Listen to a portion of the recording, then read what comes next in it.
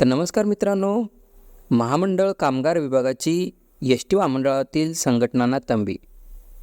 संघटनेची कार्यकारिणी घटना आणि सभासद संख्या कळवा, अन्यथा संघटनेचे अस्तित्व संपुष्टात येईल, अशी तंबी एस टी महामंडळ कामगार विभागाने महामंडळाअंतर्गत असलेल्या 26 संघटनांच्या प्रमुखांना दिली आहे. ही माहिती सादर करण्यासाठी 30 ऑगस्टची मुदत देण्यात आली आहे. राज्य परिवहन महामंडळात 26 कामगार संघटना आहेत. एखादा करार करायचा झाल्यास कोणत्या संघटनेशी चर्चा करावी असा प्रश्न निर्माण होतो. त्यामुळे जेवढ्या संघटना महामंडळात कार्यरत आहेत त्यांच्या अध्यक्ष व सरचिटणीसांना महामंडळाच्या कामगार शाखेकडून पत्र देण्यात आले आहे.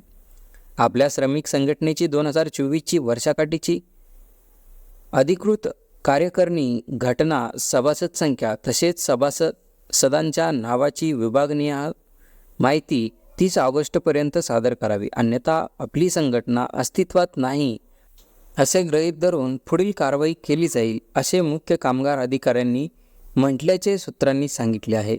असेच नवनवीन व्हिडिओ पाहण्यासाठी चॅनलला लगेच सबस्क्राईब करा, जेणेकरून अपडेट व्हिडिओ लगेच पाहायला भेटतील. धन्यवाद.